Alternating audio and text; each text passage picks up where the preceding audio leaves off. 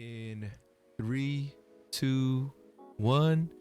What's going on, folks? Welcome to 34 Questions. I'm your host, 34, and tonight we have my future cousin-in-law, Brian, in the building. How you doing tonight, Brian? What's going on? It's good to finally be here. Let me just put my puppy down real quick. No worries.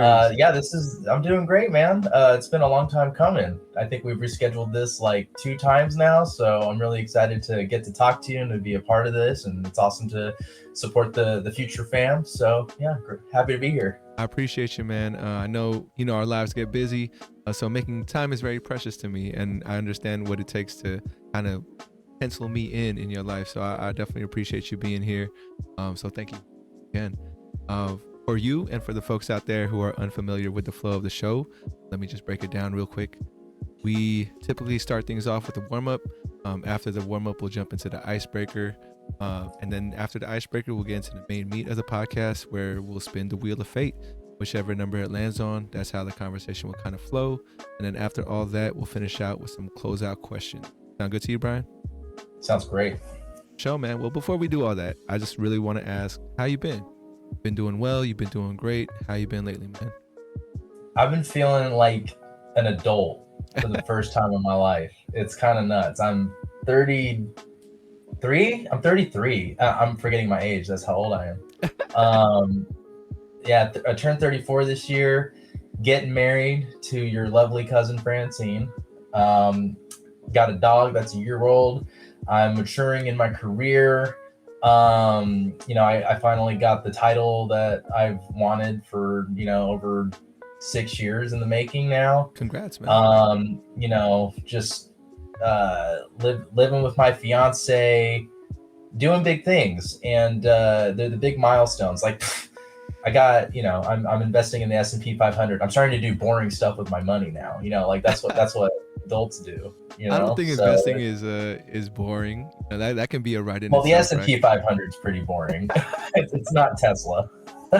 I feel you. I gotta ask maybe some advice from you at some point about that. Please. Because I know I've heard the S&P 500 be something. I know my friends also invest in it, and they tell me it's probably one of the safer bets. I don't know if that's true or not, but like if you just be patient, let it grow year over year, it should be solid. But yeah, does that sound right?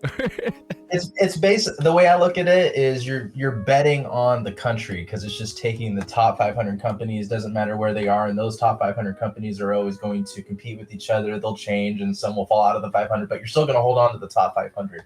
And I kind of view it as like a secondary retirement fund, right? Sure. It's something. So, we're talking like 30 years out, but I don't trust the government to give me any Social Security. I'm thinking of the worst case scenario, and I'm expecting taxes to be like, 50% when we're that age. So, yeah, I'm trying to hole up something to where I don't have to live on rice and beans when I retire. I hear you. And it sounds like I need to get more advice from you at some point. Anytime, man. Anytime. Appreciate it. You mentioned, adulting. What's been, I guess, what's something that you had to let go in order to start adulting, would you say? That's a good question.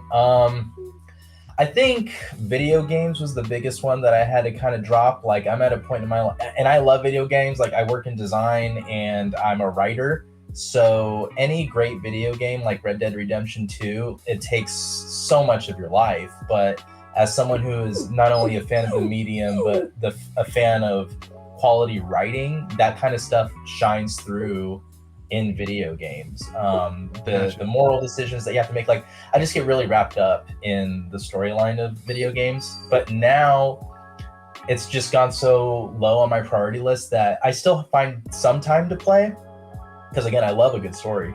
Mm-hmm. But there's always like this sense of guilt when I play for like more than an hour at a time. Dude, you're like, that wasn't the case before. Yeah, you kind of feel like, man, I should be doing something more tangible or productive. I know what you mean.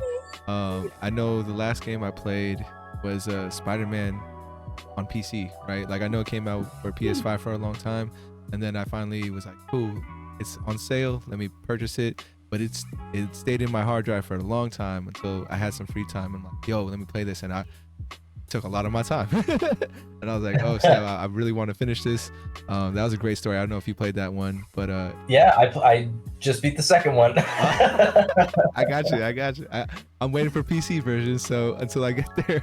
It's great, man. But I had to chunk it out, like I had to play it an hour at a time. I couldn't play it every single night, and like first world problems, right? Like whatever. But that is something that was always tied to my childhood. Like that's kind of how I kept my childhood going. Hold on one second, my dogs.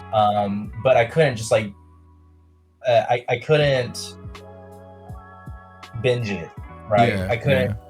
And video games were tied to my childhood in a way where I always wanted a new game, but we didn't have money to always get the new game. So now that I have a little bit of money, I feed my inner child by getting those games and buying those games. So my backlog is ridiculous, and I'll probably never get to them. And I don't even finish every game that I have. I don't even start every game that I have. But I guess like that's my way of that's my way of like feeding my inner child, I guess. But that's slowing down too. Trying to find more tangible stuff to do with my life, like you were saying, like practicing bass guitar. I just picked up a bass guitar on sale last year, and I've been learning bass. I've been playing guitar for like 20 years.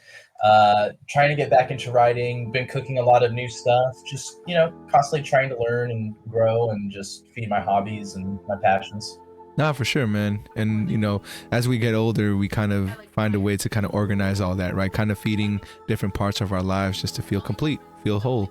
So I hear you. It's good to find balance. But for sure, dog, I think it's time for us to move on to the warm-up. My first question for you in the warm-up is, what would you like the audience to know about you? I feel like we haven't really gotten to know each other too much since we don't see each other too often. So, you could be talking to me or you could be talking to the audience, but what would you like them to know about you? I don't really know your audience, so I don't really care. I don't really care what your audience thinks about me. But I'll pitch myself to you. I think that'd be a nice twofer, right? For sure. I love to find the humor in life. I think that life is taken way too seriously by way too many people. And then that's not to say life doesn't have value. I just think that we're in an age where everything that is said, everything that is done is under such scrutiny. And I've tried to cultivate a personality where I do try to lend some poignancy to conversations, but I also like to remind people like we're all going to die. None of this is permanent. And, you kind of need to come to terms with that and not view it as something that is bad, but something that makes life even more precious. And you're already here. So let's party. Let's not make it a drudgery. Let's not make it even more of a struggle than it already has to be. Have some fun, have some laughs, sometimes at my own expense, sometimes at other people's expense. Like I love somebody falling down. That's one of the funniest things. Like if I see somebody falling down and like not just falling, but like hurting themselves, it's a little funny. It's a little fun. You're laughing right now. No, yeah. So because I've been that person to fall all the time. But yeah, it's so and like I'm allergic to taking oneself too seriously and taking life too seriously. I think that humor is a great way to process trauma. I think humor is a great way to alleviate situations that can be a little bit too intense. And granted, like some things in life require intensity, some things in life require a pause and heaviness. And I'm not a complete psycho, but gotcha. I think for the most part, it's my approach to how I communicate through comedy or laughter or sarcasm. Even if every joke or whatever doesn't land, it's helping me get through life. It's helping me get up in the morning again. So I'll try to be more serious in this conversation, but just know I'm prone to slip in something every once in a while. But that's just because I like to have fun, and I like to not make life so grave, I guess. I hear that, man. And I'm encouraging you to just be yourself, man. There's no, perfect way I need my guests to be. I just want you to feel Sure. comfortable in being yourself. In a similar vein, the way I kind of keep things in perspective is, I feel very insignificant, right? In the whole grand scheme of things, I'm a grain of salt in this vast thing. So what came before me, what's going to come after me, it's all part of that too. So I just really just try to enjoy where my life in the moment, where I'm at, be present as much as possible. I know there's value in like reflecting on the past and preparing for the future, but for the most part, if things start rattling me, I'm like, okay, let me just ground myself in where I'm at today, and I love humor. That's why dogs are so happy. What's that? That's why dogs are so happy. Hey, well, what do you mean by that? What do you mean? They're in the here and now. If they peed on the floor and you're too late to tell them don't do that, it's useless. They already forgot it. You know what I mean? Yeah. They don't dwell on the past. I wish I had that kind of, I guess not memory loss, but just a way to let go of things and keep moving. We could all use a little amnesia, sure. Some light amnesia. I was thinking about, I don't know if you believe in hypnosis or if that's a real thing, but I wanted to try Never tried it. and be like, yo, can you help me with my smoking? Like tell me I'm not a person that smokes and maybe I should stop doing it. I don't know. But yeah, I've heard people use it for addiction, and I've heard that it's had positive results. Interesting. Yeah, I don't really know if I believe in the quote unquote science of it, but I think an argument can be made for anything, honestly. If it helps, it helps, as long as it's not harmful. And I don't think hypnosis is really harmful unless they make you undress in their office or something like, I hear you. Yeah. Question about humor, right? Do you like stand-up comedy and comedians and stuff like that? I do, but I kind of feel like it's cringy now. I feel like a lot of like comedy podcasts are like cash grabs, or they're just kind of like talking about whatever, and it feels like a really crappy stand-up special. You know what I mean? I really love curated material. I really love hearing somebody with a point of view. I love the attempt at something different. Like, it doesn't necessarily have to be like a George Carlin or Richard Pryor or something. It doesn't have to be like politically poignant. Like one of my favorite comedians right now is Shane Gillis, because he's just a bro, and he's very, I don't know if you know who he is. I don't. He's hosting Saturday Night Live this weekend, so if you're into that show, you'll see. I'll check it out. But he's very silly. I wouldn't call him poignant, but he's able to find humor in dumb things, and he says things like "ew, dude," and I'm butchering it, but but he has a very unique flavor and a very unique perspective, and I respect the craft that it takes to stand out from the noise, if that makes sense. Because I feel like so many stand-up comedians now complain about cancel culture, and it's like, are you canceled if I can hear you talking? You know what I mean? Like, I hear you. I'm hearing you talk about cancel culture every week, and you're making money off of talking about cancel culture, and you're complaining about cancel culture. So are you really canceled? I don't know. Who really gets canceled? People who go to jail. So like Harvey Weinstein got canceled. For sure. Right? For sure. And like Kathy Griffin is the only comedian I could think of who got canceled. Do you remember her? I do remember Kathy Griffin, and I remember the headlines, but you know how the news cycle is just so saturated. I forgot why she got canceled. But she held Donald Trump's head up on his beheaded head or whatever, and that was like political suicide and career suicide. So that's the only one I can think of, really. So anyway, all that to say, I think the Joe Rogans of the world have really created a terrible space for comedy. Not politically, they're not funny, and it's kind of like a content mill. Like they're just filling up time, but they think that they're funny, and and they're not. I hear you. In maybe a few years ago, I was listening to some Rogan podcast, but it's not like something I search for nowadays. I think with comedy in general, I'm a very consume a lot of media, right? Like I watch a lot of TV, I watch a lot of movies. So that's where I get some of my comedy.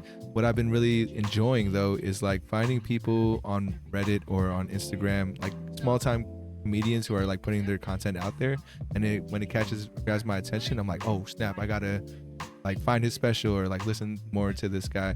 And now that I kind of know where you're at with it, maybe I'll shoot you a link to this one dude. It's Mike something. I don't know. The way he delivers it is so like casual, and I'm just like surprised at like the things he says. But it's hard for me. I'm like not doing a great job because it's one of those things you got to see for yourself. Totally. Yeah. I'll share it with you, man.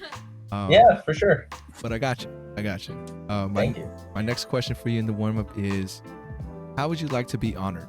So if there is a way I could express the energy you possess, what sort of act could I do? And let me know if you need more clarification on the question. I think you left it open-ended on purpose so I can interpret it in my own way, but... Ooh, good catch. I love when people laugh at my stupid jokes because it means they're very polite and kind. Oh, you damn. know, like, I hear you. Like I know when something that I say is not funny and I'm just like trying, and then people are still kind enough to like give me a pity laugh, like then I will stop trying to be funny and be more genuine because I'm like, okay, you gave me the time of day. And I feel like that's a form of honoring. It's like you're kind enough to like try to humor me, you know? Word. Yeah.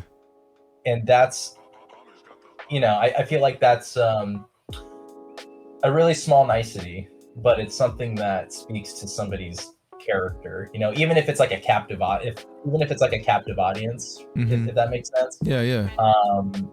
It allows me to like drop my guard a little bit, and you know, like comedy is almost like a shield too, right? Yeah, it's not just a way to go through life, but like humor can be a shield. And even if I don't think that what I said was funny, and I know what I said wasn't funny, but I get a pity laugh, that's kind of nice, you know. That's like a tiny little bit of honor. Yeah. If not honor, then grace, you know. For sure.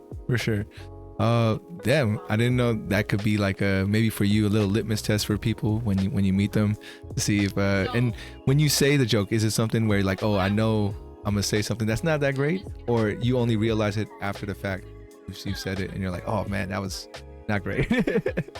You know what's funny is when it comes to humor, it's very off the cuff and in the moment. Like I'm not like calculating a joke. It's just I feel like I've consumed a lot of media. I've read a ton. I feel like I have a very refined sense of what I like, and I keep up on pop culture, and I'm into history, and there's just a lot of stuff that swirls around in my head, and I expel that, and so it'll just be like in the moment. Like I'll give you an example. Like at work the other day, somebody was talking about they went to Germany, and they were talking about how the German waiters, they ask you, they don't ask if you want still or sparkling water. They say, do you want water with or without gas? And immediately I associated Germans and gas. And I said, well, that's horrible. What have they not learned their lesson? Like, why would they say such a thing? You know? I got you. And because it was as soon as she said gas, like that just came to me and I just let it rip. And I knew that to say that in a work setting is probably not the best thing, but like I had a relationship with this person, and yeah, I could gauge that it was fine, and like I wasn't being serious, and I was just like yes-anding her thing. But it wasn't like, ooh, she said something about Germany, how can I insert humor into this? It's just my natural default is like, oh, I heard something, I made an association, like let it fly, you know. An example for me in the workplace where I said a joke that I wasn't sure after I said it. So the example is like, today, one of my students was like, oh, I have a black coworker and one of my black students. The student was saying, oh, see, they always keep us in the fields or whatever, like something like that, right? Because they they were making a joke. So Is that a new slang term? Like they're just keeping them like working or something? uh I can't remember the exact context of what it was said, but I just remembered Okay. being around and they said that, and I'm like, I said something like, oh, the fields have just changed nowadays, right? Like it's not we're in the fields anymore, but they still making us work or still slaves, right? In a different Right. way. And Yeah. the way the kids reacted and my coworker reacted, they're like, oh my god, like, and then in my mind I'm like, I'm agreeing with you. I'm saying that it's I see the struggle. And then but they were just so taken aback from what I said, and I'm like, damn, like I hope I didn't offend anyone, but I think they were It's just the word. yeah. It's the word. Like I feel like our critical thinking skills are kind of deteriorating because people just they hear the word and then they're like, but because the word has so much inherent meaning and bias and politics within it that people are afraid of the word itself, which I hate that's where we're at. But the context of the word being used is that, like you said, you were agreeing, and maybe the point being made was an extreme, but they started out with the field. Like we were already in that vein. So it's like, not to say like we should be pointing fingers, like, or you started it, but it's like, are we thinking about this in the same way, or are we not? No, for sure. And luckily enough, my coworkers and the students, they know the root of who I am, so they didn't think it was like offensive, right? They were just like surprised that I said it, and I guess the situation. But now I'm thinking to myself like, damn, like, do I have to be more careful, or I hope that people know that the kind of person I am and won't find it. So I guess it's something I'll find out as the days come by and like more things pop up. But I just remember, if you're decent at your job, you could get away with anything. I gotcha. That's an interesting thing. Sometimes I think when you're not decent at your job, you can still get away with life. I would just Damn, from my you might experience. be right. And you can't get away with anything. I don't want anybody to misconstrue that. Yeah, I That's hear not you. what I mean. Please don't cancel us. Don't cancel me, as I say it on your podcast.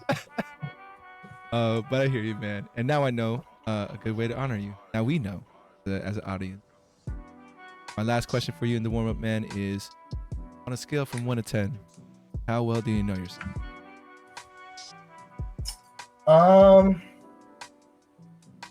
What's crazy about that question? Any answer is true. Like a 1 is true and a 10 is true. A 5 is true. You know what I mean? Elaborate, yeah. A 1 in the sense of I don't know what my future holds and how I'm going to be able to respond to everything because of who I am innately. There are some, like, life always throws you curveballs, so you can't really account for everything that there's maybe some things in me that I haven't discovered yet because life has not required me to reach down deep into those different parts of myself. Right? I gotcha. 10 because I've been with me my entire life. And who there might be 1 or 2 people that know me better than I know myself. I think my mama and Francine probably knows me better than I know myself. Or she will over the years. She already knows me very well. Maybe my brother, but a 10 in the sense of I know my sense of humor, I know my philosophy, I know my beliefs, I know the things on paper about myself that have not been stressed or tested. You know what I mean? Like I know the theory of Brian. I like that. Yeah. For sure. And then a 5 because really, like, I'm in the middle of my life, so there's so much more to know. Yeah. No, I hear you, man. Usually my go-to response is 5, the way I kind of explain it is like at my best moments I feel like I know myself the most, and then at my worst moments I feel like I don't know myself at all.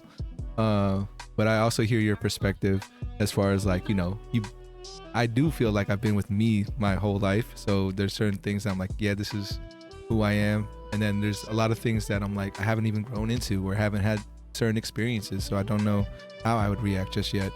For you, when's the last time you would say you surprised yourself? Where you were like, oh shit, that's me? I didn't know I could do that, or yeah, some that kind of sense. Yeah.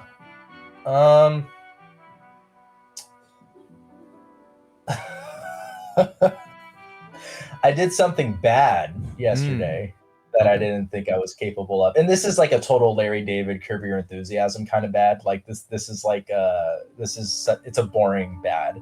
Okay. So I don't want to oversell it. But I also like, okay. So Francine ordered a couple of Amazon packages. Okay. We live in apartment 8. The packages that we got were addressed to apartment 6. Okay.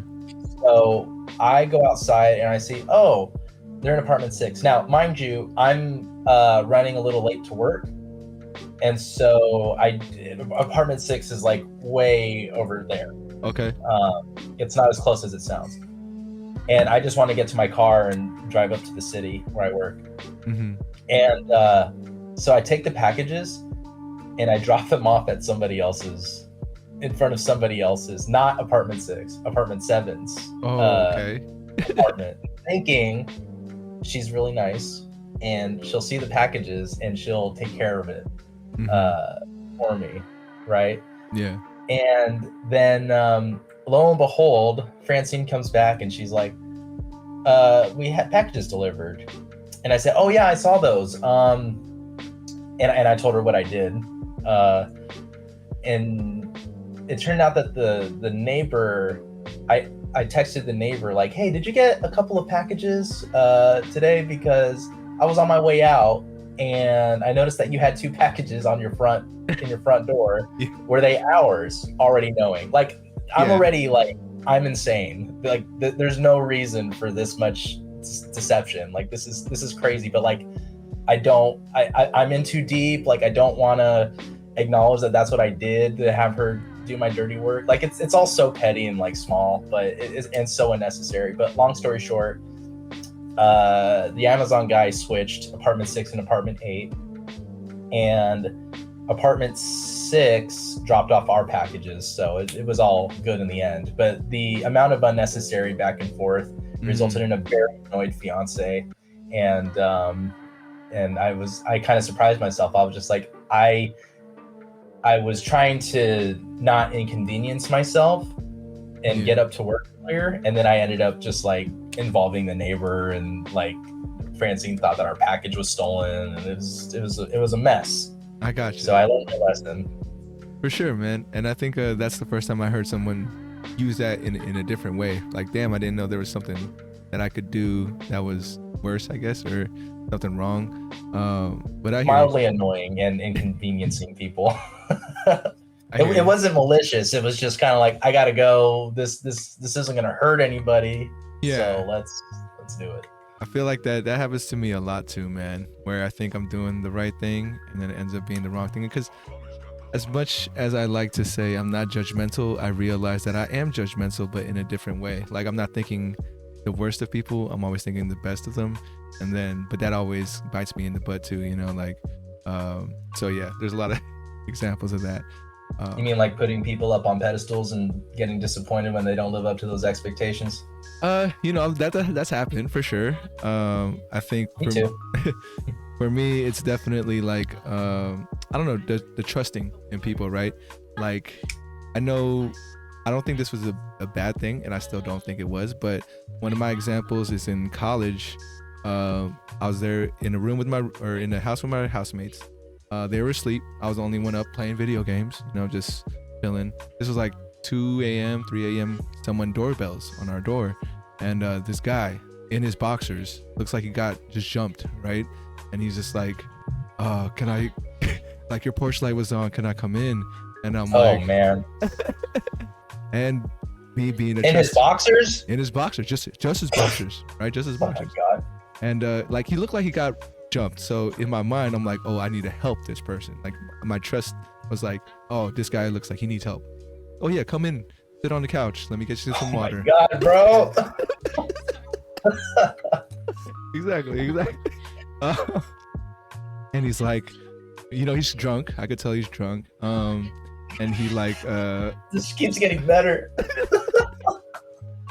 so he's like, can I use your phone? And I'm all like, sure, guy. Here's my phone. Call whoever you need to call. Calls his people. He gets picked up. Nothing bad happened. Right? Nothing bad happened. I later on found out that there was a bar down the street. He ran the tab up and he didn't have any money. So the bouncers were like, okay, well, we'll take everything you have and beat you up. And you could try to... Including his pants? Yeah, they took everything. And they had him just walking down the street. And like, that's why he's like, oh, I saw your porch light. And that's why I knocked on your door. So anyways, the next morning I tell my housemates, and they're like, what the fuck were you thinking? Like, I could have went any other way, right? But man, I was just like, I saw somebody you need. I'm like, I don't know what to do. Bro, yeah. He was drunk. He had no pants. He looked like he was in a fight. Like, you can use my phone, but you're staying outside, man. I'm sorry. Yeah, man. No, but all that to say, your empathy was right. But it was right to a fault, because you put yourself in a very precarious situation. No, for sure, man. I totally agree. Looking back at it, I understand. I'm still trying to get a better hold of it. I think I don't know if I'm saying this right, but I know there's like a hero complex, and I think I might have that. I want to save everybody. So yeah, I think that those things kind of played into it. But I learned a little bit more. And I think yeah, the way I would approach it is like, you could sit on our porch, but I can't let you in the house, kind of thing. But yeah, hey, that was wild. You learned. That's what's important. Exactly. That's how you get through life. I hear that, man. But yeah, that's my story. But that's amazing. I think we have finally made it to the part where we head over to the icebreaker. So in this icebreaker, you'll have 34 seconds to do either a this or that or a word association. Where would you? Let's do this or that. Sure. Gotcha. You know what? No, I'm a writer. Let's do word association. Ooh, all right. It's just a first word or phrase that comes to mind. Yep. And I'll ask you. I'll follow up after the 34 seconds. Here we go. In 3, 2, 1. Difficult. Work. Relax. Fiance. Missing. Childhood. Knowledge. Wealth. Culture. Art. Destiny. Luck. Brilliant. Light. Passion. Fruit. God. Us. Show. Let me go with, you said destiny, you said luck. Why did luck come to mind? Because you kind of make your own destiny, and you have to do the work to get to where you're at.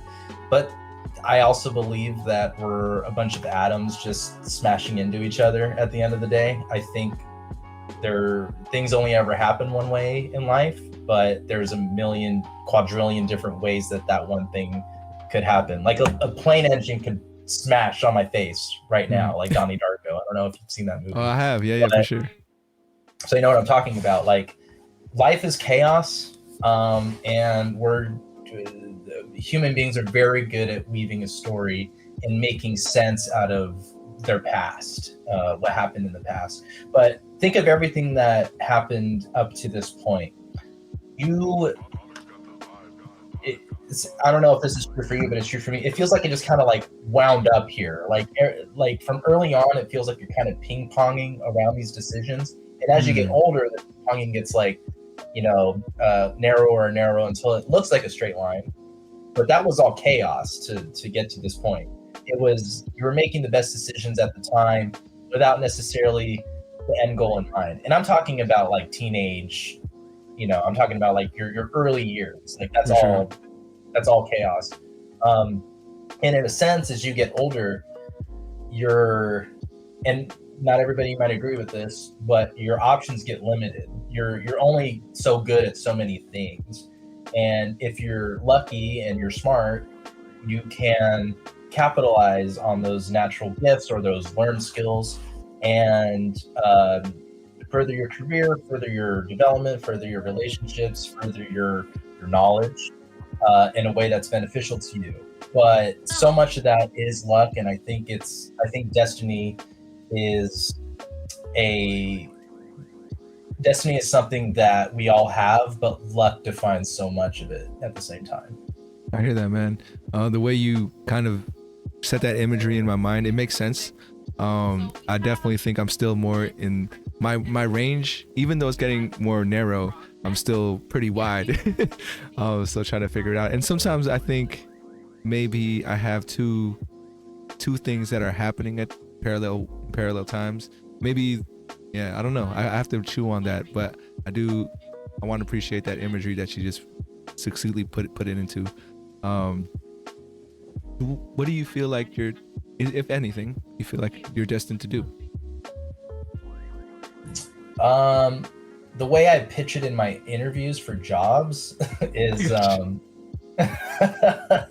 because in my industry, like they want to know like your soul is in this, like we own your soul if you sign this contract, and like everything you do when you wake up in the morning has to have like this philosophical drive behind it. It's what gets you up in the morning. It's not just that you're good at the job, it's that this is what you were born to do. But I think it rings true. Like it's not a lie. um I want to use the power of the written word to distill very complex concepts into easy to understand information in order to give the everyday person the advantage and the ability to make the best decisions for themselves. So I've worked in the financial sector and I've worked in mental health space. Hmm. And I believe that both of those spaces, um, outside of art, outside of like the intangible soul part of life, I think that those two things are the most tangible um, benefactors to human beings and their livelihood. Get your money right, or if not right, then at least efficient, um, and get your mental health right. And they're very complex topics.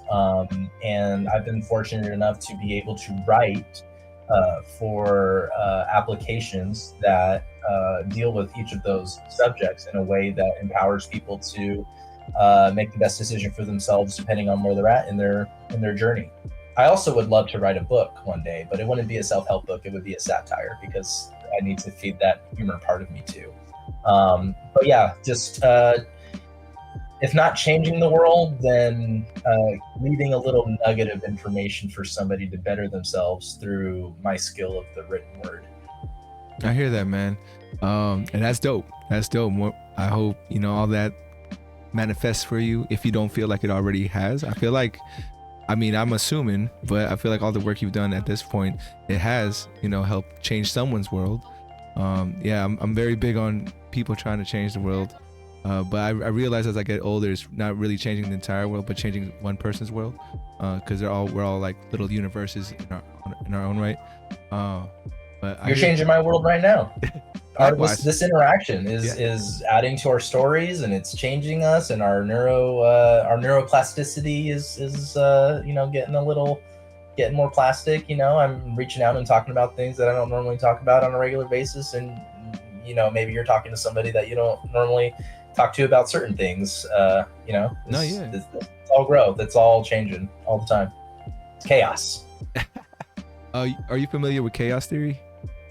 Yeah, like in the Jurassic Park sense. Well, so I found out about it because there's this Ryan Reynolds movie before he became a superstar. It's called Chaos Theory, and it was Oh like, no, I haven't heard of it. yeah. So that's how I was introduced to it. I haven't really dove into Jurassic Park, but the way I was introduced to it was like it's a movie about this guy who was like 10 minutes late, and because he was 10 minutes late, his whole life changed. Like things were just like it was chaos. So that's I forgot. I actually rewatched the movie because I forgot how they tied it back, or if he ever got his life back in order. But yeah, that's kind of where my mind's at. But anyways, I just want to bring that up because you brought up chaos again. I don't even think that's a theory. I think that's real life. Well, it stands to reason. If there's a car crash 10 minutes before you arrive to a scene, if you had left 10 minutes later, you may have been in that car crash, you know? Yeah, it could have been a lot of things could have been different. I put it this way: a lot of stuff has to go right for you to even make it into work in the morning. A lot of things have to happen for you to even be alive. Think about all the stuff happening in your body. Like thousands of things all have to go right. And some people believe it's God at work. I think it's just not just but I think it's a lot of little miracles within this crazy realm of chaos. And I mean, I know I do. I definitely, what's it called? I underappreciate it, or I take it for granted a lot of the time, you know. And I wish I could spend more time appreciating things, but I feel like I end up just being so focused on the next thing, or like I got to do X, Y, and Z to get this goal of mine. Well, I'll tell you, man. When I worked in mental health, one of the best, most corny sayings, but it's totally true, is gratitude is the attitude. Like there's just something about putting that energy of thankfulness that reaffirms the beauty of life, you know? I get that. And taking time out of your day, even if it's just a minute, to just be, oh man, I love my dog. I love my podcast, you know? I love my hat, you know? Just I'm glad I have the money to afford this hat. Just little things like that. For sure. Goes a long way. There's this audiobook I've been listening to, and I just kind of want to see if you could probably give me some perspective. It's The Art of Not Giving a Fuck, right? Like that's yeah. I mean, lately as I'm listening to it, I haven't finished it, but it hits kind of hard for me. There's a lot of things that I feel like was very relatable, and I don't want to feel like, oh man, this is the greatest book ever. So is there stuff that you feel like, you know, how can you help me kind of rein in that feeling of like, oh, this book is completely right about me and I should follow everything this book is telling me to do? I didn't read it. I gotcha. I believe Francine did. And if I understand the book, the gimmick is its use of profanity to express kind of what I've been expressing. Like, we're all gonna die. It's all small potatoes. Don't be obsessed with achievement, I believe, is one of the things. It is, yeah. And I think that rings true for me. Like, yes and no. Like, I'm not here to say I have all the answers, because I am obsessed with achievement too, because I want to achieve things. But there's a nuance there. Like, I'm not too disappointed if something that I do doesn't turn out the way that I want it, because as a creative, you have to, that's just part of it. Like, not every idea you have is going to be great. Not every vision that you enact is going to 100% be what you want it to be. For every success, there's 100 failures. And I think, like, who really was an overnight success? Elvis and like Seinfeld, you know? I gotcha. Like Tupac, right? Like, even Tupac, he was part of the Digital Underground. Yeah, he was part of the Digital Underground. Yeah, and like, they had some notoriety, but it wasn't Tupac. And like, that's a bad example, but I think you know what I'm putting down. Like, there's so much work that goes on behind the scenes, and people toil in obscurity for years before they ever hit it big. But the idea that worked, and I think it's easy to feel inadequate in today's society, where you have all of these high production value reminders on Instagram of people living their best life over and over and over again. It's like not even the same person. It's like, this person's having the best day of their life, and then you go to the next one, this person's having the best day of their life. and it's it's just easy to see the curation as something that's organic and real, and I don't fault people for thinking that that's the way it is, but it's not. No, I It's got just you. not. No, for So don't sure. give a fuck. Yeah. That's what I'm trying, man.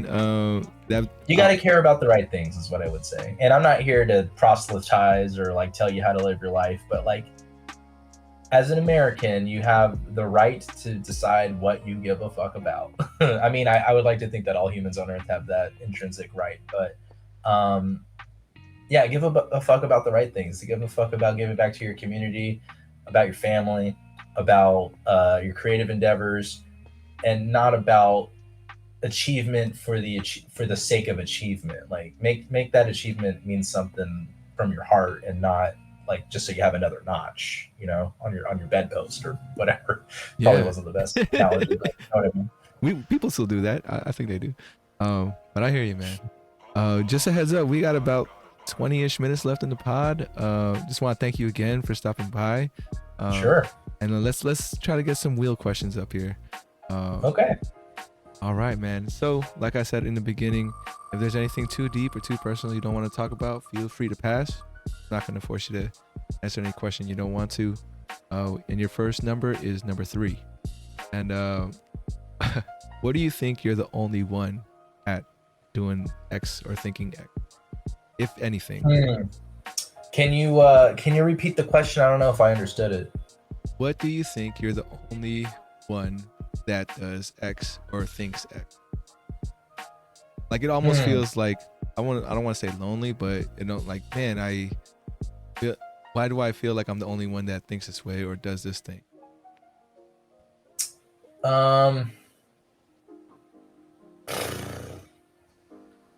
I don't know if I think that. For sure. I don't know if I feel like I'm special in that way, if that makes sense. Like I assume if I have a good idea or a good quip, that somebody else has come up with it. Let me try and answer it in a different way. I think you're answering it, man. That's a good answer.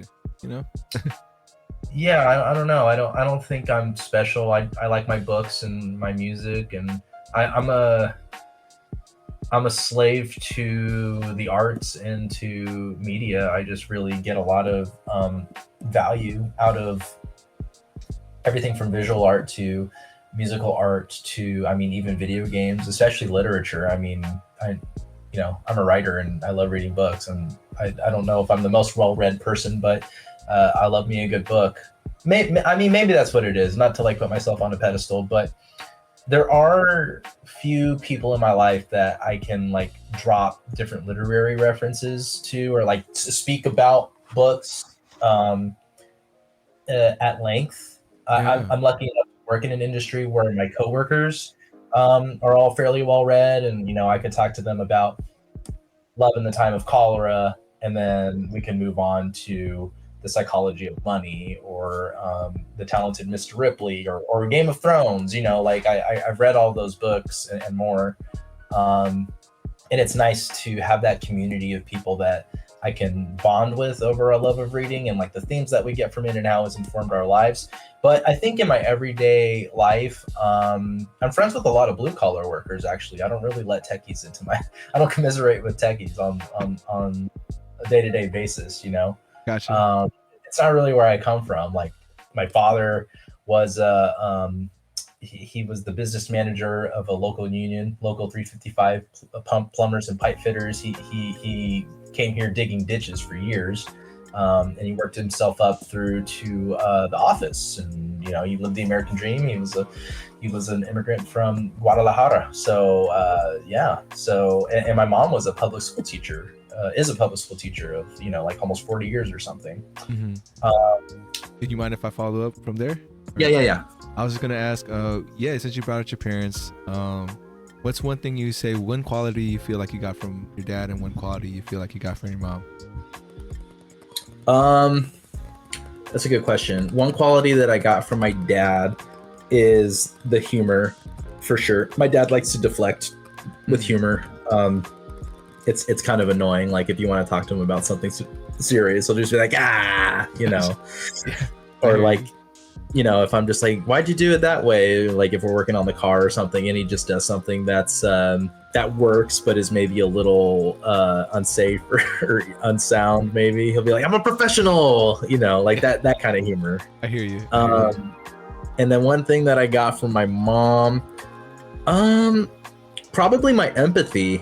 She's taught kindergarten through third grade for almost 4 decades, and so you have to, in order to do that job well, you just have to have a kind heart. You have to be very patient, and you have to meet everybody where they're at. And I think some of that kind of imbued itself within me. I like to. I'm not always perfect at it. Like my mom's basically an angel, but I'm not.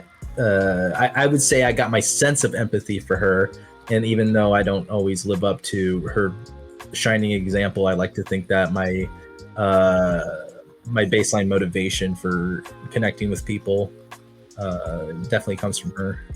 Gotcha, man. Well, shout out to moms and pops, man. They're the best. Always. Well, for most folks, I don't want to. If you got a good one, if you got good ones, it's nothing beats it. Yeah, man, for sure. I hear that. I realized what time it is right now, and I want to be respectful for your time. So I think we'll move on to the closeout. But before we do that, there's this exercise. I got time, bro. It's okay. If you gotta go, that's fine. Let's do one if more. If you got a meeting, if you gotta catch up on reruns of Curb Your Enthusiasm or something like that, like go for it, bro. But I'm your subject. Whatever you want to do. Well, let's give the wheel one more spin. Okay. Here we go. I'm glad you told me, because then it makes me feel more comfortable. Sometimes, Good. Different guests have different limitations sometimes. But number 27 is, are there any memorable strangers in your life? Like anybody you feel like a story, you're like, oh snap, that was a good person, and I've never seen them again after that. That's crazy, because at work we have a weekly kickoff where everybody like goes over what they're gonna complete for the week. And there's always a fun question, and that was the fun question, like a couple of weeks ago. So nice. Yeah. So yeah, I do have a story. This stranger, this was right around the time I met Francine, actually, and the reason I know that is because at this time I was carrying around a Polaroid camera and just getting into photography a little bit. Sure. It was not one of those Instax. It was like a full Polaroid with like a big square picture that came out. I know what you're talking about. Yeah. And I remember I was walking in San Francisco. I think it was in I want to say it was it wasn't in the Tenderloin, but Soma. I was in Soma, south of Market. And there was a homeless man in a wheelchair, and there was a steep hill, and he was having trouble getting up the hill because he was a little emaciated, hadn't eaten, it looked like. So I offered to roll him up the hill. I was just, this isn't something I normally do. I don't want to like cast myself as like, Jesus or anything like that. But I was just, right place, right time, I guess. And the spirit got me.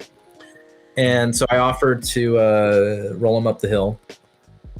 And I rolled him up the hill, and we got to the top, and he was just telling me about his day, and but he was really kind. Like he had a physical look like he'd been through it. Obviously, he was homeless and didn't really eat, but he still had like a really kind demeanor, and he was really, really grateful for help. Like that's always a humbling experience when you just see how grateful people are for like the smallest gesture. People who have been neglected, for so long, just like the smallest bit of humanity. Like they'll cry sometimes. Yeah. We got up to the top of the hill, and I said, "Great to meet you, bro, and I'm glad that I can help, and I hope you have a great rest of your day." Gave him like $5 for food or something, and then I asked him like, "Can I take your picture?" And he said, "You want to take my picture?" And I'm like, yeah, and I'll give it back to you. You can have it. Because like the guy doesn't have access to a mirror. Yeah, yeah. So I took the picture, and he had an awesome smile. Like he had a smile that I wasn't expecting him to have. Yeah. And I gave him a Polaroid, and we shook hands, and I was on my way. But I think about him every once in a while, just because such a little gesture made his day. And I can't say that I would have felt the same amount of gratitude if I were in his shoes in my lot in life, if that makes sense. Yeah. So it was just a really humbling experience and a nice reminder to stay kind. And I think about that every once in a while. That's dope, man. That's a great story, and thank you for sharing. Yeah, that beats my stranger story earlier. Like, let it get mid. It might have been the same guy. I don't know. Maybe, right? You just caught him on a bad night. Yeah. I know. Oh wait, was he in a wheelchair? No, he wasn't. He was not that time. Who knows? But we'll never know. That's a great story, man. And, man, I don't know if like how the universe works, but if you ever come across that dude again, you're like, "You're that guy, dude," and maybe he'll connect you. Maybe he's still holding the picture. I don't know. I'm very optimistic in that way. Have really nice stories. That would be grand. Yeah. But I got you, man. Thank you for sharing. I think it's not that I want this conversation to end, man, but yeah, I do have something after this, so unfortunately. I know you're a busy guy, so I appreciate you taking the time out too. No worries, man. Let's hop into. We're going to the closeout, but before we do that, there's this exercise called the 34th mantra. So basically, it's I am, I can, I will. So I am blank, I can blank, I will blank. Whenever you feel like you have you're ready to let it rip, let me know, and I'll show you to the universe so you can speak it out to the universe. I'm completing each phrase, right? Yeah. And I say it all at once? Yeah, it's like I am, I can, I will. Okay. Yeah. Okay. All right, dog. Speak it out to the universe. I am Brian. I can do better. I will laugh. I got you, dog. Now, if you ever need a reminder, you'll have that little audio bite there. I tell people to set it as a ringtone. So, I love it. That's amazing. Right on, man. All right, dog. So here we are at the closeout portion. This next question is actually from my previous guest. Shout out to Isaiah Mustafa. I don't know if you ever heard of him. He was like a long shot, like an artist that I just kind of slid into the DMs, and he got back to me. So if you haven't heard his music, if you guys haven't heard his music, please check it out. Isaiah Mustafa. Amazing. Yeah. He's on SoundCloud. He's on Spotify. He's on, like all the major things. Everything. Yeah. He has the YouTube and all that. Okay. But yeah, he's an up and comer, I believe. He's doing this 37-week challenge where he drops a new song every week. It's his second time doing this. So like, I don't know when the first time he did it. I wasn't following him at that time, but now I'm like, oh damn, he's really trying to do this. And a new song every week is very ambitious. It's crazy. Yeah. Right? Shout out to Isaiah Mustafa. I'll check you out, man. Yeah, man, for sure. I'll actually share you a song right after this because have you heard of So Far Sounds? Sorry, I'm getting caught up, but have you heard of So Far Sounds? I have, yes. Have you checked it out yet? Not yet. No. But I'm aware of it. Definitely, man. I didn't see him at a show. I been to a couple of So Far Sounds show, and on their Instagram they finally played one of his songs, and I'm like, oh snap, gotta check this dude out. That's what's up. Yeah, send that to me. For sure, I got you. His question for you is how have your poops been? My poops? Yeah, your poops, man. That's the question. How have your poops been? They've been stressful. They've been relaxing. But yeah. I actually had. He's that kind of guy. So shout out to Isaiah. Dude, I had butt piss the other day. Oh, it was dude. awful. I don't even know what I ate. If I had sinigang. Mm-hmm. And I had a ton of chips. So I think like my sodium levels were just like off the charts. Yeah. So yeah, I had a chorro, as the Mexicans call it, the runs. Bad, man. So, but we're better now. You know, we're good, yeah. healing. I'm glad, We're man. all right. And I'll tell you this: my dog's poops never been more solid. And after a year, this is my first dog. Like, it's kind of weird, and maybe it's like a little insight into parenthood. When your fur baby's poops are solid, you're on top of the world. It's like the best feeling ever, because it's like, oh, they're eating right, they're healthy, like everything's going on right, like everything inside of them's going on the right way, and everything's functioning properly. Yeah, you're taking care of them, man, to the most optimal level. Exactly. And his poop says so. But no, I hear you, man. You know, being our age, I'm turning 34 this year too. So yeah, it's the way our diets kind of changed. Look, you know, my poops are kind of frustrating sometimes, man. I'm not gonna lie. You got some grumpies? That's a good way to put it, but yes, I do. So much so where I feel like I'm at that point where I gotta call my doctor just to make sure everything's all right. Bro, you know what saved my life? Not saved my life, but it changed my life, was psyllium husk tablets. Psyllium husk, okay. It's like a fungus root or something, and they dry it up and they mash it up, and it's high fiber, and it's like a submarine. I got you. I will check that out, Doc. But for sure. Second to last question for you, Brian, is what would you like to ask the next guest on 34 Questions? Ooh, I should have seen this coming.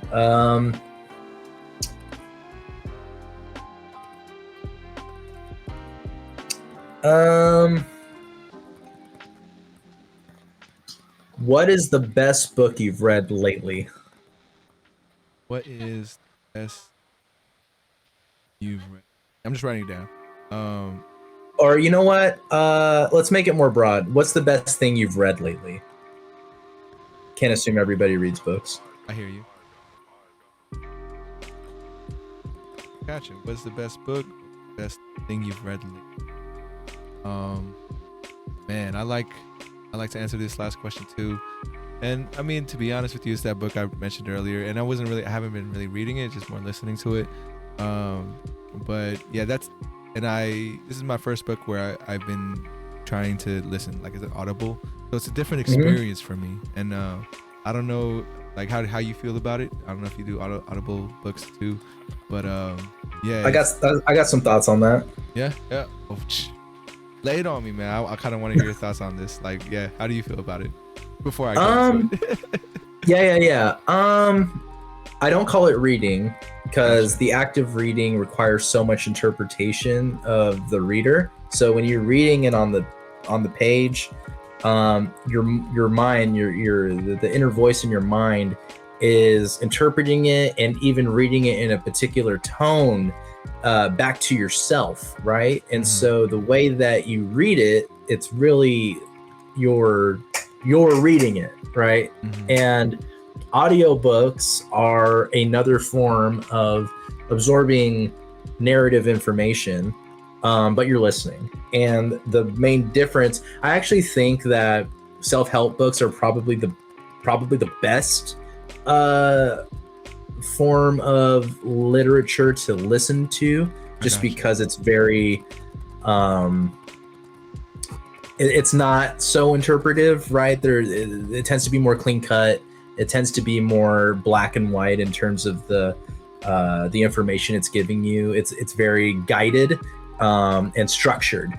Whereas if you're reading fiction, like even Harry Potter, for example, right? Like, the voice actor for a Harry Potter book, they have a particular accent. They put certain emphasis on different words within a sentence. They have a certain tone when they deliver a line that may sound angrier or sadder than you would have read it in your own mind, thus changing your interpretation of the book, or really dictating the interpretation of the book for you. So it's very entertaining, but you're not as engaged. And the reason I know that is because as soon as you start what's the word I'm looking for? As soon as you start kind of spacing out of the audiobook, you're lost. Like, once you key back into the story, you're lost because there isn't like a stream of consciousness that's coming directly from your mind. It's being dictated to you. So it's kind of like watching a movie, but your mind is so much more likely to wander in that way. I'll give you an example. It's like if you never saw the Thriller music video, you would not associate that song with Yellow Eyes, right? Mm-hmm. That may not have ever popped up into your mind, Mm-hmm. but the video dictates, it's kind of a part of the memory of the song for you. And if you had never seen the video, then that song probably would sound different in a certain way, because you would have different memories tied to it. You would have a different association with it. I hear you. No, that makes total sense. Because I know when I'm doing an Audible book, like I feel like I have to pause and then go back a little bit because my mind wanders, or like there's a point that's made and I'm thinking about that point for a little bit. I'm like, oh shit, like the book's already, a couple pages like past. So that happens a lot with the Audible book. I don't think that would happen if I was actually reading it. So since you helped me with that realization, instead of that book that I've been listening to, the last book I read that I felt like was really hitting for me was Culture Code. I forgot which author that was, but I'm in middle management-ish, I guess. So trying to build culture, trying to build a team, that book really was helping me, find different things.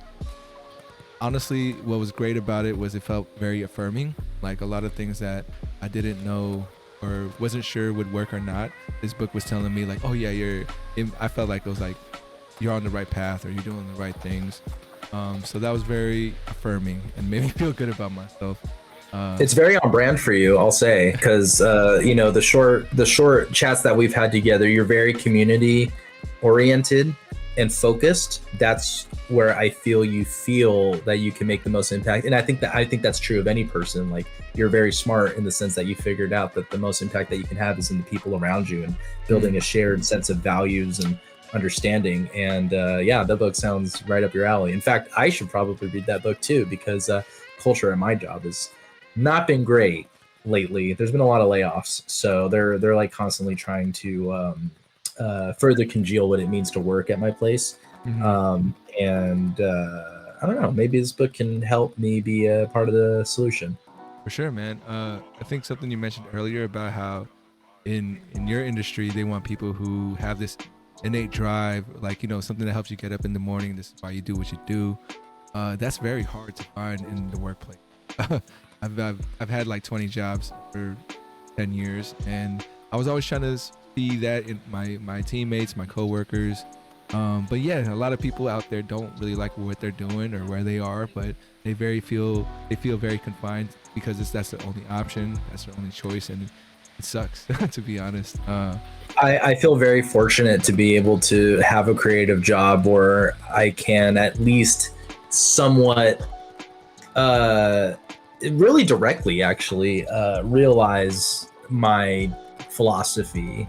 And sometimes the work gets boring or rote or doesn't always live up to driving forward what I feel to be the reason I'm here. But it's easier for me to draw a line between the two than it is for a lot of people, and I realize that privilege and that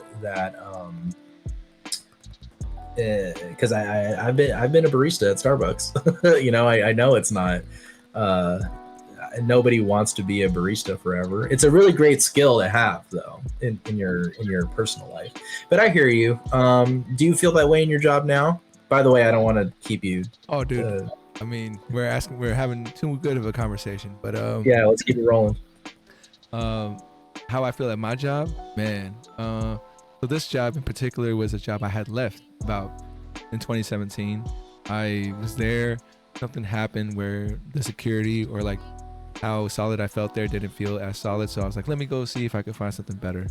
So I did a few more things. And at some point I'm like, no, I gotta be at a school. I gotta be working with the youth. I gotta be, talking to teens about what they want to do and how can I help them get there. That's where I think my decision to be like, no, I need to get back. And fortunately, I was able to get back to the same school that I had left. I had people there who still remembered who I was, so that was cool uh, to get me back in there. So yeah, now I I don't think I ever really have a bad day at work. It's just always, and like for me, I see it as like the things I'm trying to do, I view as a puzzle, and I'm trying to figure out what works, what doesn't work. A big reason why I came back into a school was because COVID happened.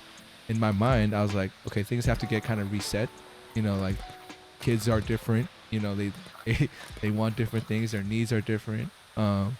And for me, I was like, cool. I think I want to be a part of that. I want to try to figure out what's gonna work in this new wave of youth for the future. So I have a lot of fun with it.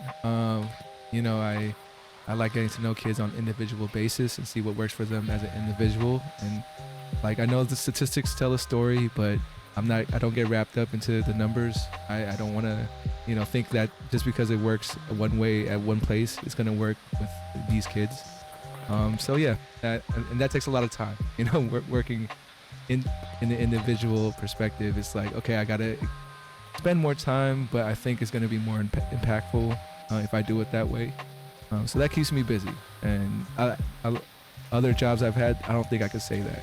I would go into work and just be like, oh, this is all, and I just have to sit here or do this, and it wasn't very engaging. It didn't make me feel, it wasn't filling my soul.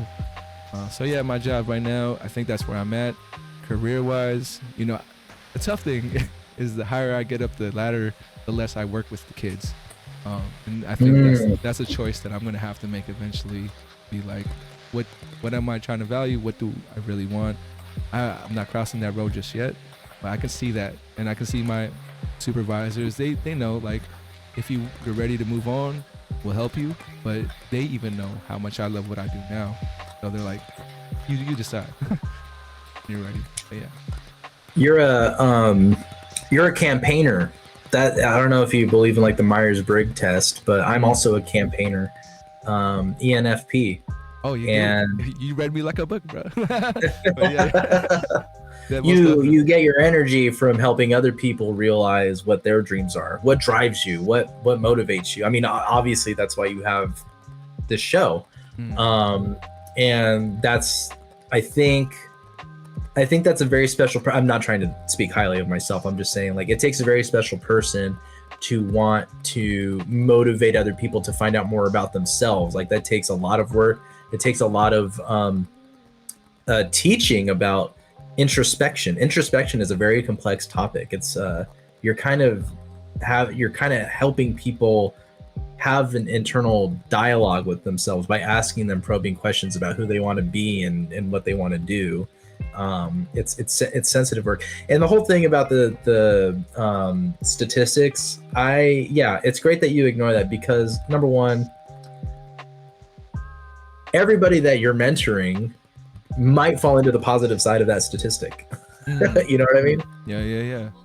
No, like, just because let's say like 50% of the time it doesn't work out or whatever, that doesn't mean 50% of the kids that you work with won't work out. That's not what that means. These are big numbers we're talking about. Yeah, no, I hear you, man. I think challenge of working at a public school is that they are very like results driven. They're very like, we need to reach this quota, we need to have these many kids pass, and that's a tough part. They're products. And the kids are mere products. They're just they're merchandise to some people. That's a rough truth to swallow. And that's why I don't see myself ever being a teacher. Like, I don't think I could be in the classroom and trying to do those things. I really do enjoy being the after school person where I get to see kids for who they are. There's no pressure like grades or they need to impress me in any way. So yeah, like one of the counselors was like, it's interesting, but you get to see the best of the kids most of the time. Like, you don't see them stressed out. You don't see them worried. You don't see them bickering and fighting. They're just playing games in your space. And I'm like, that's true. They want to explore. They want to experience things. And that's the side I get of them. And yeah, like, just super grateful. I want to show the gratitude that I'm in that position. And you know what? That's the best opportunity that they have to learn something when they're not stressed, when they're having fun, when they're in a good space. That's the best opportunity for something to soak in out of desire or love rather than of fear or anxiety. And you never really remember the things that you were forced to learn under fear and anxiety. You just kind of remember the feeling. But you remember being taught how to fish with your grandfather. Yeah, that's because it was sublime, and you remember the actual skill rather than the threat of failure if you don't meet the skill.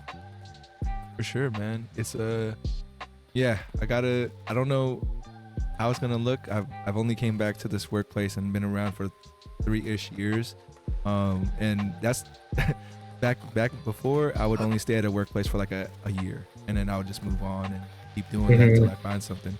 So yeah, as far as the impact, that I hope I have with these kids, I won't know until a little later down the road. Hopefully they come back to me and tell me like, oh, I remember this. And that's the most gratifying thing I think for any teacher or mentor or coach, is when a student just tells you like, you made this impact without you even kind of realizing it at the time.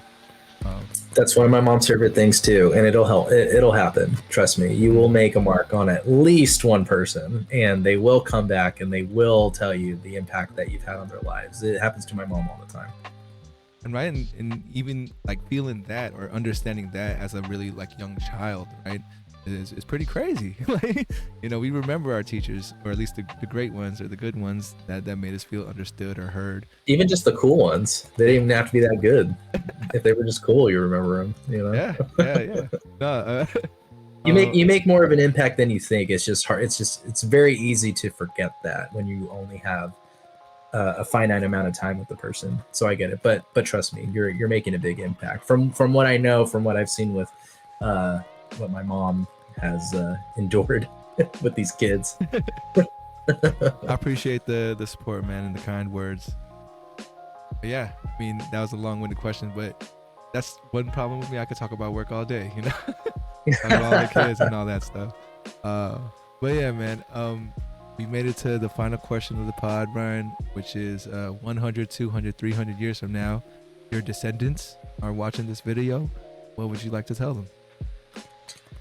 I am so sorry that the world looks the way that it does now. Probably, if you're still alive in 300 years, I apologize for the things that were out of my control and also the things that were in my control. But I just want you to know that I tried my best. I like to think that most of us did. And no matter what your corporate overlords tell you or whoever's in charge now, we are good people, and most people are good people. Doesn't matter where you come from, doesn't matter your race, religion, creed, or color. Just remember the goodness in people, and don't let the people in charge divide us. Don't tune all of that out. You'll be good. Hear you, man. They hear you. And any last things you'd like to add before we head out of here? This was great. I love what you're doing here. I love that you're connecting with people on a deep level in such a finite amount of time. You have a crazy cast of characters that you've been able to cultivate, and you're a pleasure to talk to.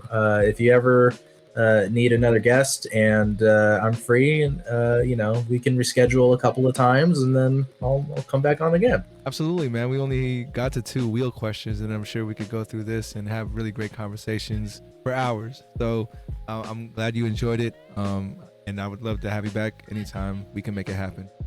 Definitely. And we have the privilege of being able to talk to each other in real life too, so that's nice. Maybe we do one in person. That's something I'm still trying to figure out. I know this. I'm down. That's a great idea. This is very convenient for the most part, but my next step in this whole journey is to try to come up with something in person. But yeah, we'll figure it out, man. I want to thank you again for stopping by, and I want to thank all the folks out there. If you listen in on Spotify, Apple Podcasts, or watching on YouTube, appreciate you as well. Please remember to reach out, reach forward. As always, much love, and we'll catch you guys next time on 34 Questions. Peace. and I'll let the credits roll from there.